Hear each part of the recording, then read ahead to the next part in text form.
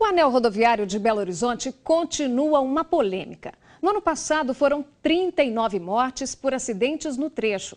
O ano mal começou e na sexta-feira mais 5 pessoas morreram em um grave acidente. Depois de inúmeras tragédias, autoridades se mobilizaram para tentar antecipar a reforma da rodovia. Vamos falar ao vivo com a repórter Larissa Carvalho, que está no local do último acidente. Larissa. Liliana, o movimento agora aqui é tranquilo, o que não significa seguro. Nós já flagramos, olha só, na pista da esquerda, vários caminhões, o que é proibido aqui no anel.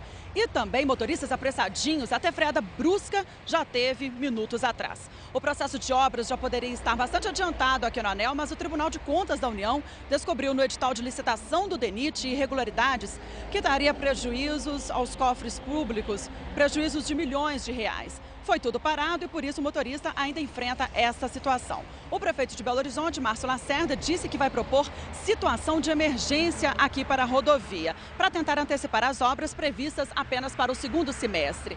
E o DENIT disse, depois de uma sequência de acidentes, que agora há medidas para tentar evitar novas tragédias. Parece uma cena antiga, mas foi feita ontem no anel rodoviário. Veículos destruídos e motoristas assustados. Resultado de mais um acidente envolvendo 2 caminhões, 4 carros e um ônibus. Isso ocorreu devido à falta de atenção, principalmente desse motorista da carreta, que evadiu-se do local. O acidente foi a menos de 1 quilômetro do local do engavetamento de sexta-feira. A imagem exclusiva da câmera da TV Globo registrou o momento em que a carreta bitrem seguia no sentido Vitória, na faixa da esquerda, o que é proibido pela lei de trânsito.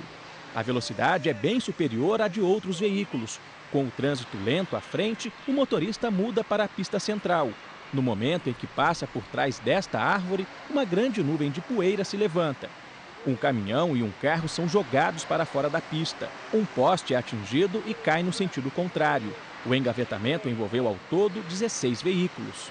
Acidentes graves como este são comuns no anel. Em novembro do ano passado, 16 veículos se envolveram em um acidente com uma carreta carregada com bobinas. 6 pessoas ficaram feridas. Em agosto, 13 carros de passeio e 3 caminhões foram atingidos por uma carreta. 12 feridos. A justificativa é sempre a mesma. Tentei frear, mas a carreta não obedeceu o freio. Em maio, 7 veículos foram arrastados por uma carreta. 3 mulheres de uma mesma família morreram. Uma estava grávida de 5 meses. Em dezembro de 2009, esta carreta carregada de minério não conseguiu frear. 13 veículos foram arrastados. A batida deixou 3 feridos. Um dos acidentes mais graves foi em setembro de 2009. 5 mortos, entre eles um bebê de 1 ano e meio. A sequência de acidentes pode levar à decretação de situação de emergência no anel rodoviário. A medida ajudaria no processo de antecipação das obras sem a necessidade de licitação. Uma equipe do DENIT de Brasília deve chegar hoje a Belo Horizonte para avaliar a situação da rodovia. Medidas emergenciais já foram anunciadas. Nós estamos com uma programação de instalação de mais radares na descida do Olhos d'Água. Nós temos hoje previsto mais um tipo Pardal logo na descida, no início ali de Olhos d'Água. Na Vila Paraíso, mais um equipamento fixo e logo após o viaduto do Betânia, mais um equipamento fixo. A previsão é que os equipamentos sejam instalados até o fim de fevereiro. Em uma reunião com órgãos ligados ao anel, a Prefeitura propôs a redução de velocidade no trecho do Betânia e a proibição de circulação de veículos pesados em horários de pico. Todas as medidas que envolvam alguma discussão técnica, nós não tomamos a decisão imediata de implantação. É necessário, por exemplo, para definir horário de restrição, ter as medições do volume de tráfego. Ou seja, nós precisamos de alguns dias para mais discussão técnica dos órgãos envolvidos. O Sindicato das Empresas de Transporte de Cargas de Minas Gerais é contra a medida. Vai prejudicar a economia. Não é só uma A ou B ou C transportadora. Toda a economia que gira por aqui vai ter um prejuízo. A decisão deve sair em 15 dias. De acordo com a previsão do DENIT, o edital de licitação deve ser publicado em maio e as obras devem começar em setembro. Ontem, manifestantes, usuários, moradores que vivem aqui perto, fecharam parte do anel rodoviário, exigindo uma solução imediata. O protesto foi no mesmo local do acidente da última sexta-feira. Cerca de 100 pessoas, a maioria moradores da região, fecharam a pista principal do anel rodoviário no sentido Vitória no início da noite.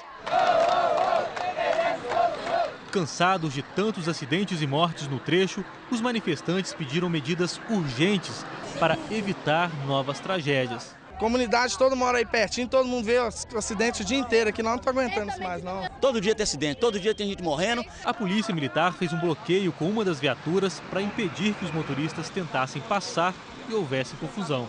Desde o início do anel rodoviário foram sendo lançadas viaturas para ir reduzindo a velocidade do fluxo de veículo. Parte do fluxo foi jogado na marginal e para isso nós pudemos permitir que eles fizessem a manifestação sem risco. O presidente do Sindicato dos Transportadores Rodoviários Autônomos de Minas Gerais esteve no local e disse que vai apresentar propostas ao DENIT, como a sinalização dos trechos de descida do anel. A partir da hora que tiver uma sinalização devida de serra, vai mostrar ao caminhoneiro que é um local de perigo. Em todas as serras são assim. Na Serra de Petrópolis é assim. Aqui, na nossa Serra de Igarapé, saída para São Paulo, foi feito isso e está reduzindo a velocidade lá e está acabando com os acidentes. Foram cerca de 50 minutos de rodovia fechada. Mesmo com carros passando pela pista marginal e fora do horário de pico, o congestionamento chegou a 4 quilômetros, segundo a Polícia Militar Rodoviária. De acordo com a assessoria de imprensa do DENIT, uma equipe de Brasília já está em Belo Horizonte para se reunir com o prefeito Márcio Lacerda e analisar os pedidos de restrição, principalmente de carretas mais pesadas, como você viu na reportagem. E 2 pessoas ainda estão internadas, vítimas do último acidente. Uma mulher de 20 anos e uma menina de 4 anos. A criança ainda está na UTI do Hospital João 23 em estado grave. Liliana. Obrigada, Larissa. Um bom trabalho para você.